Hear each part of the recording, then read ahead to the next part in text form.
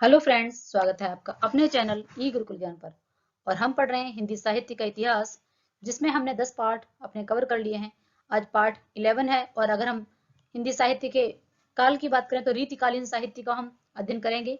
हमने आदिकालीन साहित्य और भक्तिकालीन साहित्य कंप्लीट कर लिया। अगर आपने वो वीडियो नहीं देखी है तो प्लेलिस्ट में जाके आप उनको भी देख सकते हैं। ये टीजीटी और पीजीटी हिंदी, आप केवीएस, DSSS, एनवीएस या किसी भी स्टेट की आप तैयारी कर रहे हैं तो ये महत्वपूर्ण सीरीज आपके लिए ही है। तो बढ़ते हैं अपने क्वेश्चंस की तरफ। आज का हमारा पहला क्वेश्चन जो है, इसमें देखेंगे हम रीतकालीन साहित्य में रचनाएं, रचनाकार और उनसे रिलेटेड जितने भी और क्वेश्चन है उनके बारे में।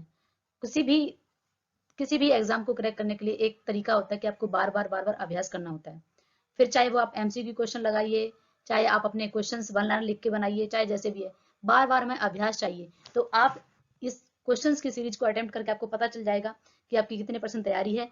और अगर आपके क्वेश्चंस आपके लिए नए हैं सामने तो आप इनको नोट्स बनाते जाएं, पढ़ते जाएं, और वह आपके लिए बहुत ही इंपॉर्टेंट होंगे। आप उन्हें याद कर सकते हैं बार बार लिखकर। 2 से 4 बार वीडियो भी सुन लेंगे तो भी आपको ये हमेशा के लिए याद हो जाएंगे। कुछ कुछ मैं ट्रिक भी बता रही हूँ जिससे आप आसानी से उसे याद रख सकते हैं।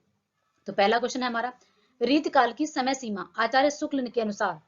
रीतिकाल की जो समय सीमा है, हर आप देखेंगे हिंदी साहित्य में हमारे बहुत सारे आलोचक हैं, बहुत सारे कवि हैं।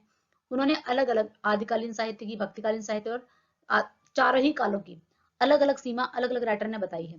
तो यहाँ पर आचार्य रामचंद्र शुक्ल को तो आपको ये लगा लीजिए कि आपको रटना पड़ेगा। आचार्य रामचंद्र शुक्ल की रचनाएं, उनके कहे हुए कथन, उनके समय निर्धारण जो भी है, बहुत बहुत इंपॉर्टेंट है। आप किसी भी एग्जाम को उठाकर किसी भी पेपर को उठा के देखेंगे, आप देखेंगे कि हर एग्जाम में आचार्य शुक्ल बहुत ज्यादा इंपॉर्टेंट है। तो शुक्ल जी को हमें बहुत अच्छे से पढ़ना है, ठीक है। इनसे बहुत ज्यादा क्वेश्चन आते हैं। तो इन्होंने जो समय सीमा बताई है किसकी, रीतिकाल की, ठीक है।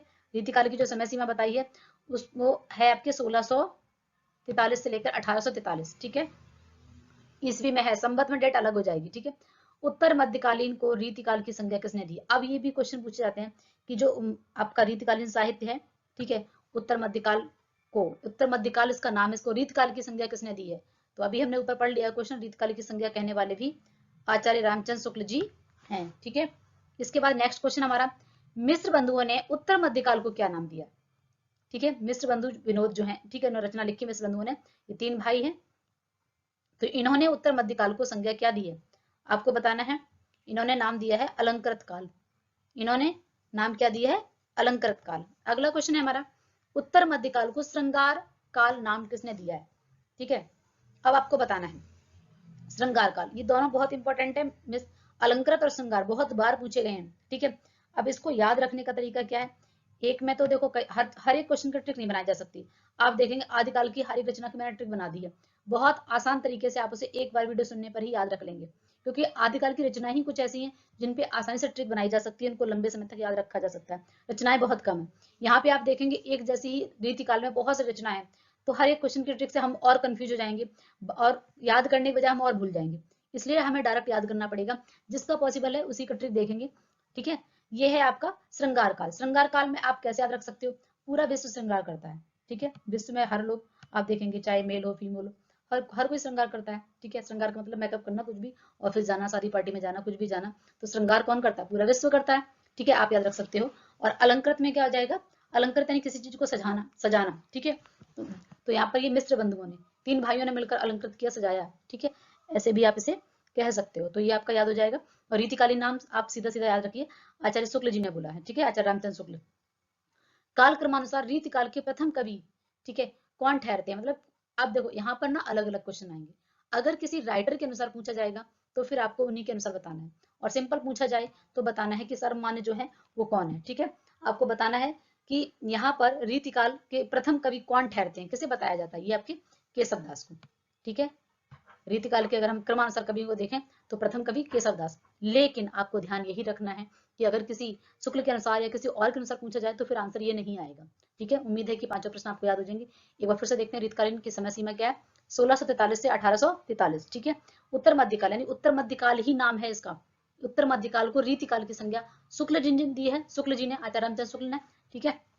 रीति जो है, रीति परंपरा, उस काल से रीति चली आ रही है, ऐसे याद रख सकते हो। रामचंद्र जी, रामचंद्र के काल से रीति चली आ रही, रामचंद्र के काल से, ठीक है, याद कर सकते हो। राम उस काल से रीति चली आ रही है, रामचंद्र के काल से रीति चली आ रही है।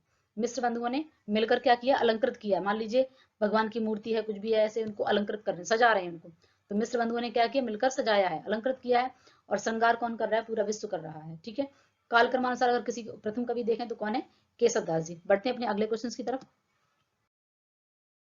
अगला क्वेश्चन हमारा, रीति काल की अविरल परंपरा किस कवि से चली आ रही है। अब ये अलग क्वेश्चन हो गया। ठीक है, रीति काल की अविरल, ठीक है, बिना रुके, अविरल का मतलब क्या हो जाएगा, बिना रुके। ये बात, ये आपके कोटेशन में भी ये लाइन मिलेगी। ठीक है, एक कोटेशन दी है कि रीति काल की अविरल परंपरा चिंतामणि से चली आ रही है। ये बात बोली है आचार्य रामचंद्र शुक्ल जी ने। किसने बोली है, शुक्ल जी ने। और उनके अनुसार, ठीक है, यहाँ पर अगर अविरल शब्द जोड़ दिया गया है तो ये आचार्य शुक्ल के अनुसार चिंतामणि जी कौन है, चिंतामणि। ठीक है, अविरल, भाई कोई, आप ऐसे याद रखो, अविरल परंपरा, कोई परंपरा लगातार चलती आ रही है तो जाहिर सी बात है चिंता है, चिंता का विषय है। क्यों चिंता का विषय है, क्योंकि समय परिवर्तनशील है, समय के अनुसार हमें परिवर्तन चाहिए चाहिए। लेकिन अगर कोई चीज अविरल, बिना रुके रुके परंपरा, वैसी परंपराएं जो हमारी मान्यताएं हैं, आप देखेंगे अगली पीढ़ी की कुछ आवश्यकताएं कुछ और होती हैं, जो नई पीढ़ी आती है उसकी कुछ परंपराएं और होती हैं, तो हमें उनके अनुसार थोड़ा चेंज करना पड़ता है। लेकिन अविरल बिना रुके वही परंपरा चली आ रही है, तो ये चिंता का विषय है। उम्मीद है कि आपको कुछ याद हो गया होगा। ठीक है, और याद ही नहीं हो गया, आप इसको हमेशा याद रखेंगे। ठीक है, और ये अगर लाइन में कोटेशन में आपको कहीं मिलती है कि अविरल परंपरा चिंतामणि से चली आ रही है, ये कोटेशन किसकी है, ये लाइन किसकी है, तो ये आपके आचार्य रामचंद्र शुक्ल जी की है। अगला क्वेश्चन है, आचार्य रामचंद्र शुक्ल ने किस कवि को रीतिकाल का आरंभ माना है, तो ये भी आपके कौन हो जाएंगे, चिंतामणि जी। ठीक है, आचार्य रामचंद्र शुक्ल ने चिंतामणि को माना है। किसे माना है, चिंतामणि को। अगला क्वेश्चन, श्रृंगार सागर के रचयिता कौन है, श्रृंगार सागर। ठीक है, श्रृंगार सागर के रचयिता कौन है, मतीराम। ठीक है, श्रृंगार सागर के रचयिता कौन है, मतीराम। अगला है, केशव को कठिन काव्य का प्रेत, बहुत बहुत इंपॉर्टेंट क्वेश्चन है। ठीक है, कठिन काव्य का प्रेत क्यों कहा गया, क्योंकि केशव दास की जो भाषा है वो काफी ज्यादा कठिन है, उसको समझना जो है, ठीक है, समझने में काफी ज्यादा, एक तरीके से कह सकते हो तत्सम शब्दों का प्रयोग जैसे कठिन होता है, उस तरीके से केशव की भाषा को कठिन बताया है, कठिन काव्य का प्रेत बताया है, वो कोई और नहीं है, कौन है, हमारे आचार्य रामचंद्र शुक्ल जी। ठीक है, कठिन काव्य का प्रेत किसने बोला है, केशव दास को आचार्य रामचंद्र शुक्ल ने। और इन्होंने चिंतामणि को किसका बताया है, अविरल परंपरा का कवि या फिर रीतिकाल का आरंभ चिंतामणि से ही माना है उन्होंने। ठीक है, अगला क्वेश्चन है, कोटेशन दी हुई है, इनमें संदेह नहीं कि रीति काव्य का सम्यक समावेश पहल आचार्य केशव ने किया, पर हिंदी की रीति ग्रंथों की अविरल, अब आप यहाँ देखिए अविरल आ गया ना, अखंडित परंपरा का प्रभाव केशव की कवि प्रिया में प्राय 50 वर्षों से पीछे चला है। वह एक भिन्न आदर्श को लेकर केशव आदर्श को लेकर नहीं है। यह पंक्ति किसकी है, आपको बताना है, यह पंक्ति जो है वो किसकी है, आचार्य रामचंद्र शुक्ल जी की। मैंने अभी आपको बताया था कि जहां पर आपको इस तरीके से अविरल परंपरा की बात आ रही है तो ये बात आचार्य शुक्ल जी ने बोली, लाइन में बताया है। उन्होंने क्या बताया है कि भाई जो अविरल परंपरा है, ठीक है, वो 50 वर्ष पीछे ही, तो उन्होंने चिंतामणि को माना है। ठीक है, उन्होंने बताया 50 वर्ष पीछे ही है, इसलिए आचार्य इन्होंने केशव को न मानकर किसको माना है, चिंतामणि को माना है। अगला क्वेश्चन है, तुलसी गंग दुबे भये सुकविन के सरदार, इनके काव्य में मिली भाषा विविध प्रकार की है। ठीक है, इनके काव्यन में मिली भाषा विविध प्रकार की है। ये पंक्ति किसके, तुलसी गंग दुबे भये सुकविन के सरदार, ये लाइन आपको याद रखनी, तुलसी गंग, तुलसीदास की तो होगी, स्वयं तो बोलेंगे। ठीक है, आपको बताना है ये किसने बोला है, भिखारी दास ने, गंग कवि ने, नावादास ने, आपको बताना है। ठीक है, ये बोला है आपके भिखारी दास ने। ठीक है, गंग कवि के लिए। ठीक है, तुलसी गंग दुबे भये सुकविन के सरदार। ठीक है, अगला क्वेश्चन है, काव्य निर्णय की रचयिता कौन है, काव्य निर्णय किसके, इसके रचयिता कौन है, रचना दी हुई है काव्य निर्णय। इसमें रीतिकाल में आपको एक जैसी रचनाएं बहुत ज्यादा, सुजान हित प्रबंध, सुजान चरित, सुजान विनोद, इस तरीके की रचनाएं बहुत ज्यादा है। इसके लिए सिंपल एक तरीका है कि एक जैसी रचनाओं के आप लिख लीजिए एक तरफ, और उनको कई बार आपको देखना पड़ेगा, और अपने हिसाब से आप देखिए कि निर्णय किसमें है, रचित किसमें है, काव्य किसमें है, प्रबंध किसमें है, ऐसे कुछ कुछ शब्दों को, और कई बार तो सेम एक ही रचना है, वही रिपीट है, नाम बिल्कुल सेम है, कुछ भी अंतर नहीं है, तो आपको ये लिख लिख के याद करनी पड़ेंगी। तो ये है काव्य निर्णय। काव्य निर्णय किसकी रचना है, भिखारी दास की है। ठीक है, इस तरीके से काव्य निर्णय, काव्य श्रृंगार, काव्य आपको मिलेंगी बहुत सारी रचनाएं, तो आपको एक जगह लिखना है। ठीक है, अगला क्वेश्चन है, हित तरंगिणी के रचनाकार कौन है, हित तरंगिणी। ठीक है, हित तरंगिणी, हिम तरंगिणी अलग है, आपको ध्यान रखना। हित तरंगिणी जो है ये है आपके कृपाराम की, और हिम तरंगिनी माखनलाल चतुर्वेदी की है। हित तरंगिनी कृपाराम की है, हिम तरंगिनी माखनलाल चतुर्वेदी, हिम, ठीक है, हिम याद रखना, हिम माखनलाल की है, और हित तरंगिनी कृपाराम की है।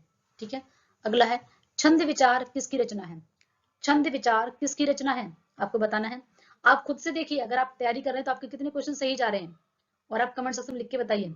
छंद विचार किसकी रचना है? मतीराम की, चिंतामणि की, देव की, ठीक है, या पद्माकर की? छंद विचार है आपके चिंतामणि की। किसकी रचना है? चिंतामणि की। अगला क्वेश्चन है छंद प्रकाश। अब देखिए, छंद विचार है, छंद प्रकाश है, तो आपको एक ही तरीका है कि एक जैसी रचनाओं को, काव्य निर्णय, काव्य, यहाँ पर भी काव्य वाली रचना आपको बहुत मिलेंगी, आप उनको एक ऐसे कॉपी अपनी लीजिए, कॉपी में आप लिख लीजिए, ठीक है, उसके आगे उसका राइटर लिख लो, रचना लिख लो, एक तरफ रचना एक तरफ राइटर, और फिर आपको याद करनी है, ठीक है। तो छंद विचार आपकी चिंतामणि की, छंद प्रकाश किसकी रचना है? देखो आपको याद कैसे रखना है, छंद विचार, छंदों पर विचार, भाई चिंता हो जाती है जब हम छंद में, ठीक है, विचार कर रहे हैं, तो जिस चिंता किसी चीज, विचार कब कर रहे हैं? जब हमें किसी चीज की चिंता होती है तो हम विचार करते हैं, ठीक है, इस तरीके से रखो। छंद प्रकाश, प्रकाश, ठीक है, छंदों को प्रकाश में कौन लेकर आया? भिखारी दास, ठीक है, भिखारी दास छंदों को प्रकाश में लेकर आए, ठीक है। आखिन मूंदवे के मिस आनी अचानक पीठ उजार उरोज लगावे, किसकी पंक्ति है? ठीक है, ये लाइन जो है किसकी है? आखिन मूंदवे के मिस आनी अचानक पीठ उरोज लगावे, मतीराम की, चिंतामणि की, केशव दास की, या फिर भिखारी दास की, ठीक है, बिहारी की है। आपको बताना है ये किसकी है? ये है आपके मतीराम की, ठीक है, ये किसकी है? मतीराम की। अगला है हमारा बिहारी के दोहों पर किसका प्रभाव है? बहुत इंपॉर्टेंट है बिहारी की, जो है बिहारी की लिखी हुई गाथा सप्तशती है, छत्रसाल है, काव्य निर्णय, इसका बिहारी के दोहे जो है बहुत ज्यादा प्रसिद्ध है, ठीक है। तो बिहारी के दोहों पर किसका प्रभाव है? ये चार रचनाएं दी हैं, तो किसका प्रभाव है इसमें आपको बताना है। ये तो ये है गाथा सप्तशती का, ठीक है। बिहारी के दोहों पर, बिहारी के दोहे नीत के दोहे हैं, जो आप 7th क्लास में भी आपने बहुत सारे पढ़े होंगे, आपके जो सीबीएसई बोर्ड से, ठीक है, बसंत की बुक में बिहारी के दोहे दिए हुए 7th क्लास में। तो यहाँ पर नीति के दोहे होते हैं बिहारी के, तो उन्हीं के लिए बोला गया कि बिहारी के दोहे बहुत सारे हैं, ठीक है। बिहारी सतसई उन्होंने लिखी है, बिहारी सतसई में दोहों की संख्या कितनी है ये क्वेश्चन पूछा जाता है, ठीक है, 719, 713। तो एनसीईआरटी का अकॉर्डिंग आपको बताना है, अलग है, और वैसे आप देखेंगे तो कहीं 13 है, कहीं 19 है, और दोनों ही राइट सही मानी गए हैं, ठीक है। अब डिपेंड करता है कि एग्जामिनर ने क्वेश्चन में कौन सा डाला है, 19 डाला है, 13 डाला है, तो आपको बताना है कि बिहारी के दोहों पर किसका प्रभाव है? गाथा सप्तशती का, ठीक है। अगला क्वेश्चन है ललित ललाम के रचयिता कौन है? ललित ललाम, ठीक है, ललित ललाम के रचयिता कौन है? ये किसकी है? मतीराम, ललित ललाम मतीराम, ललित ललाम मतीराम, मतीराम की रचना आप एक जगह लिख के याद रख सकते हो, ऐसे करके याद कर सकते हो, या फिर आप एक जिस रचना को सीरीज बना के कर सकते हो। छत्रसाल दशक के रचनाकार कौन है? अगला क्वेश्चन है छत्रसाल दशक के रचनाकार कौन है आपको बताना है, ठीक है। छत्रसाल दशक, ठीक है, माता का छत्र चढ़ाते हैं, ठीक है, भूषण आभूषण पहनाते हैं, छत्र चढ़ाते हैं, याद रखो आप, ठीक है। जैसे अभी नवरात्रि चल रहे हैं, आप देखते हो नवरात्रि में लोग माता रानी का श्रृंगार करते हैं, फिर छत्र चढ़ाते हैं, जैसे अकबर ने सोने का छत्र चढ़ाया था, या फिर माता रानी को हम श्रृंगार करने के बाद क्या पहनाते हैं? छत्र पहनाते हैं, छत्र लगाते हैं, तो छत्र, ठीक है, आभूषण पहनाते हैं और छत्र सजाते हैं, ठीक है। साल में जब हमारे नवरात्रि आते हैं, छत्र साल, तो साल में जब हमारे नवरात्रि आते हैं तो माता रानी का श्रृंगार करते हैं, आभूषण पहनाते हैं उनको, और छत्र चढ़ाते हैं। ऐसे आप थोड़ा बहुत दिमाग रख सकते हो, हर रचनाओं की ट्रिक में हम घूम जाएंगे, इसलिए सबका नहीं रखना है, 2-4 रचनाओं का पैसे याद रख सकते हो। तो ये किसकी रचना हो जाएगी? भूषण की, ठीक है। कवि भूषण, अब यहाँ देखिए, कवि भूषण की उपाधि किस रीतकालीन कवि को मिली है? ठीक है, लाल कवि को, भूषण को, घनानंद को, या पद्माकर को? आपको बताना है, ठीक है। तो कवि भूषण तो भूषण को ही कहा गया, ठीक है। अगला क्वेश्चन है हमारा निम्नलिखित रचनाओं के रचयिताओं के लिए उचित विकल्प छांटकर लिखिए। आपको बताना है कि इनमें से जो फिर से वही रचना दी गई है, तो ये किस राइटर की है, किस लेखक की है, किस कवि की रचना है? सेनापति, मतीराम, चिंतामणि, या फिर कुलपति मिश्र? कवि कुल कल्पतरु, ठीक है, कवि कुल कल्पतरु, आपको बताना है कवि कुल कल्पतरु जो है किसकी रचना है आपको बताना है। तो ये किसकी है? चिंतामणि की, ठीक है, कवि कुल कल्पतरु, ठीक है, ठीक है, कवि कुल कल्पतरु ऐसे, ठीक है, कवि कुल कल्पतरु चिंतामणि, चिंतामणि, ठीक है। अगला है अलंकार पंचाशिका, अलंकार पंचाशिका, ठीक है, अलंकार पंचाशिका चिंतामणि की है, देव की है, जसवंत की है, फिर मतीराम की है। अलंकार पंचाशिका किसकी है? मतीराम की है। किसकी रचना है? मतीराम के भी ऊपर हम देख चुके हैं, ललित ललाम, अलंकार पंचाशिका, और भी रचना है, तो आप इनको मतीराम की रचनाओं को एक तरफ, चिंतामणि की रचनाओं को एक तरफ, पद्माकर की रचनाओं को एक तरीका तो यही है कि आप राइटर्स की रचनाओं को लिखकर याद कर सकते हो, या एक जैसी रचनाएं जहां पे आ रही तो उनको आप एक जगह लिख के याद रख सकते हो, ठीक है। आलम केली किसकी रचना? आलम केली, आलम की है, घनानंद की है, बोधा की है, किसकी रचना आपको बताना है। तो ये आलम के लिए आलम की ही रचना है, ठीक है। आलम के लिए किसकी रचना है? आलम की ही। अगला है सुजान विनोद। यहाँ पर इंपॉर्टेंट है, ये आपको यहाँ नोट करने वाली बात है, इसको नोट कर लीजिए। जैसे सुजान वाली रचनाओं पर बहुत इंपॉर्टेंट क्वेश्चंस आते हैं। सुजान, ठीक है, सुजान के लिए आपको एक जगह लिख लेना, सुजान विनोद, ठीक है, सुजान हित प्रबंध, सुजान चरित, इनको लिख लीजिए, उनके राइटर्स को लिख लीजिए। विनोद किसने कहा है?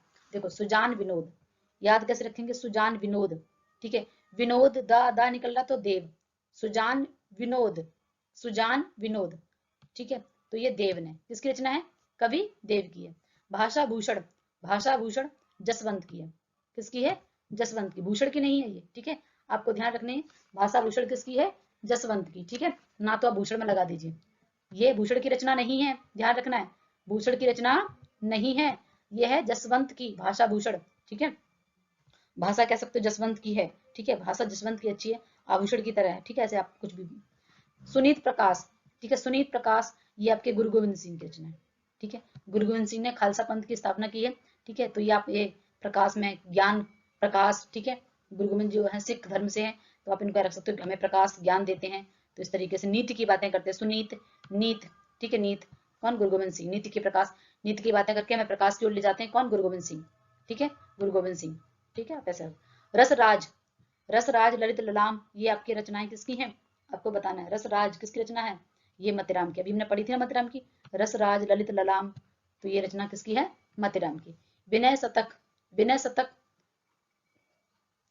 मैं बता रही हूँ, जब मैं तैयारी करती थी तो मैंने क्या किया था, रीतिकाल के कवियों में 2 या 3 कवियों को मैं पहले सुबह ही अपनी कॉपी में नोट कर लेती थी, कॉपी में से अपना जो मेरा नोट्स है उसमें से मैं अलग नोट कर लेती थी, और उनको दिन में कई बार रिपीट किया करती थी, मतीराम की सारी रचनाओं को। फिर इस तरीके से मैंने दूसरे राइटर भिखारी दास की रचनाओं को, है ना, ऐसे लिख के ना आपको कई बार मैं उनको याद करती थी, जहां भूल जाती फिर से मैं अपना वो पेज निकालती, फिर याद करती, फिर उनको लिख लेती, इस तरीके से, क्योंकि एक जैसी रचना है और इतनी रचना है कि हम कंफ्यूज होते हैं, इसलिए बार बार अभ्यास करना पड़ेगा।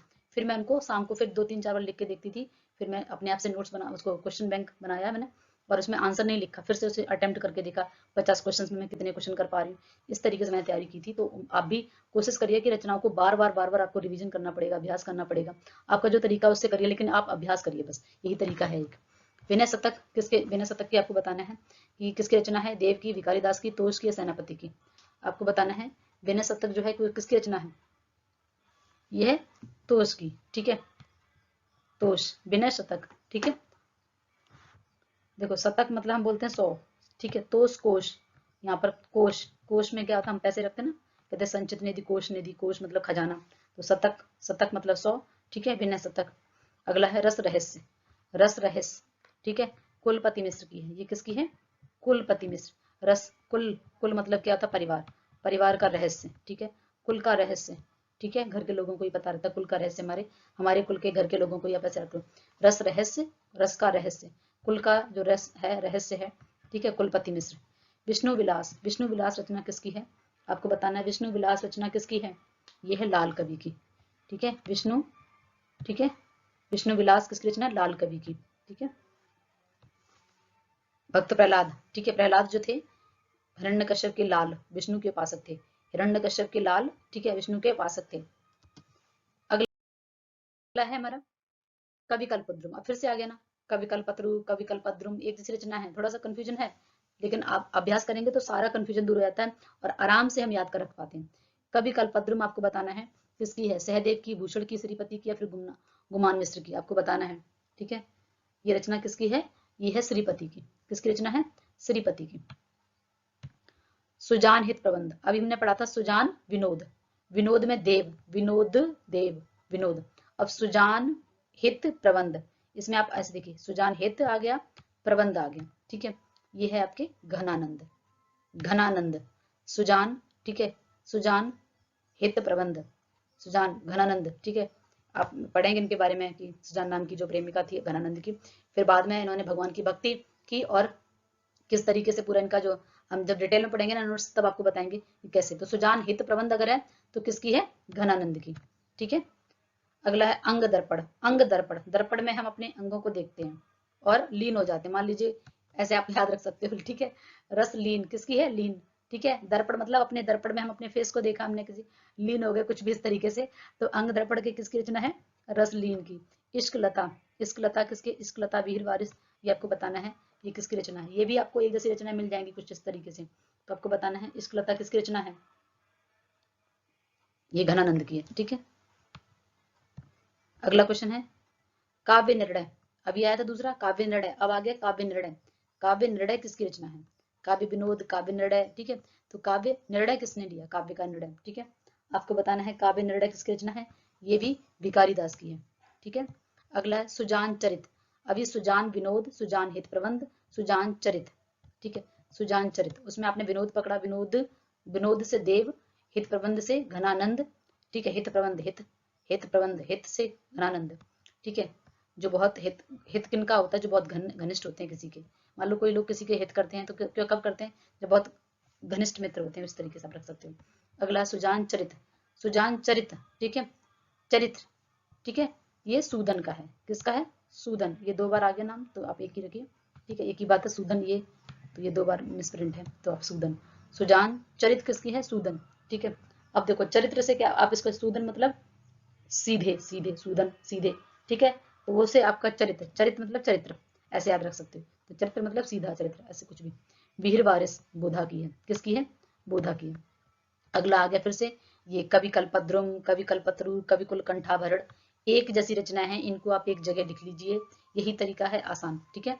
कवि कुल कंठाभरण, कवि कुल कंठाभरण, कंठ तक भर जाते हैं, ठीक है, कंठ तक भरना मान लीजिए, ठीक है। कवि कुल कंठाभरण, तो कंठ, कवि कुल तो आपको दो तीन जगह मिलेगा, लेकिन कंठ, कंठाभरण, कंठ तक भर जाता है। जब मान लो दूल्हा जो होता है, शादी होती है उसकी, उसको क्या करते हैं लोग, खाना खिलाते हैं, है ना, मीठा खिलाते हैं, कुछ भी इतना खिला देते हैं कि कंठ तक भर जाता है। तो कवि कुल कंठाभरण किसका है, दूल्हे की रचना है। अगला है हमारा जगत विनोद, जगत विनोद किसकी रचना है, ये है आपके पद्माकर की, किसकी रचना है, पद्माकर की। व्यंग्यार्थ कौमुदी की, व्यंग्यार्थ कौमुदी किसकी रचना, भिखारी दास की, प्रताप शाही, मतीराम या फिर पद्माकर। देखो व्यंग्यार्थ, व्यंग्यार्थ, ठीक है, व्यंग, ठीक है। व्यंग आपसे कौन कर सकता है, जिसका बहुत प्रताप हो, वो आपसे व्यंग कर सकता है, ठीक है। व्यंग्यार्थ कौमुदी, प्रताप शाही, ठीक है। अगला है इश्क नामा किसकी रचना है, ठीक है। इश्क लता अलग है, इश्क नामा अलग है, आपको दोनों रचना याद रखनी है, ठीक है। ये है आपके बोधा की, ठीक है। पीछे रचना आपने जो की है वो है दूसरी रचना, ठीक है। यहाँ पर है कवित रत्नाकर, किसकी रचना है, कवित रत्नाकर चिंतामणि की है, सेनापति की, देव की, या फिर पद्माकर की, ठीक है। कवित रत्नाकर, आपको बताना है कवित रत्नाकर किसकी रचना है, ये है आपके सेनापति की, कवित रत्नाकर किसकी रचना है, सेनापति की। अगला है सुधा निधि, सुधा निधि सेनापति के पास, सेनापति जो एक कह सकते हो ना, एक तरीके से हमारे पास जब सेना होती है राजा महाराजा के पास, वो लोग क्या करते हैं, राजा महाराजा जो रत्न के समान होता है सेनापति, उसको हम सेनापति नियुक्त करते हैं, है ना। कवित रत्नाकर सेनापति। सुधा निधि, सुधा मतलब अमृत, ठीक है, सुधा निधि, ठीक है।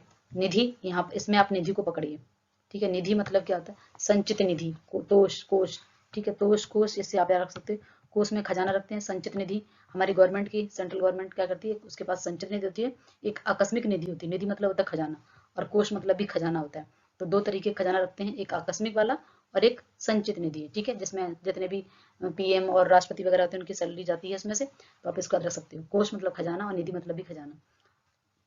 रसावरण, ठीक है, इसके रचयिता आपको बताना है कुलपति मंडन, सुखदेव या फिर भानुदेव, आपको बताना है ये किसकी रचना है, ये आपके सुखदेव की, ठीक है। अगला क्वेश्चन है काव्य रसायन किसकी रचना है, काव्य रसायन पद्माकर की, देव की, सूदन की या फिर घनानंद की। काव्य रसायन किसकी रचना है, काव्य रसायन, काव्य रसायन, काव्य निर्णय अलग है, काव्य रसायन अलग है, आपको काव्य बताना है काव्य रसायन किसकी रचना है, ये है कवि देव की, काव्य रसायन। अगला है काव्य, काव्य कल्पद्रुम, फिर से आ गई, ठीक है, दो रचना अलग अलग राइटर्स की हैं, एक ही नाम से हैं, ठीक है, एक ही नाम की है पर अलग अलग हैं, तो आपको देखना है एग्जाम में एक दो राइटर तो नहीं आएंगे, राइटर तो एक ही कोई पूछा जाएगा, तो काव्य कल्पद्रुम अलग है, काव्य कल्पद्रुम अलग है, ठीक है, आपको बताना है। कवि कल्पद्रुम है वहां पे, ठीक है, यहाँ पे काव्य कल्पद्रुम, वहां पे कवि कुलपद्रुम, ठीक है। तो ये आपको बताना है किसकी रचना है, ये है आपके सेनापति की, किसकी रचना है, सेनापति की।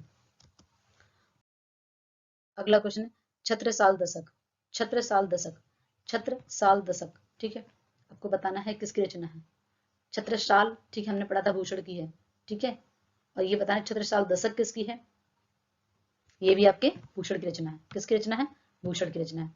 प्रबोध पचासा, प्रबोध पचासा किसकी रचना है, प्रबोध पचासा आपके पद्माकर की है, ठीक है। प्रबोध पचासा किसकी रचना है? पद्माकर की। अगला क्वेश्चन है नैषध चरित, ठीक है, गुमान मिश्र की है। किसकी है? गुमान मिश्र की, ठीक है। बहुत गुमान होना, जिसके पास नैषधि यानी कि औषधियों का बहुत ज्ञान होता है, जिसके पास, मान लीजिए आप ऐसे याद रखो, जिसके पास औषधियों का ज्ञान होता है उसे बहुत गुमान होता है, ठीक है, क्योंकि वो बीमार नहीं पड़ेगा। जैसे कोविड में बहुत लोग दिक्कत में आ गए, ऐसे ही कुछ नहीं, ट्रिक नहीं है, बस ऐसे आप थोड़ा सा इसको ध्यान रखिए कि औषध, नैषध, गुमान, ठीक है। अगला देखिए, या फिर नैषधि ऐसे रख सकते हो, औषधियों यानी कि डॉक्टर्स का बहुत मान होता है, ठीक है, डॉक्टर्स का बहुत मान होता है, ऐसे रख सकते हो याद।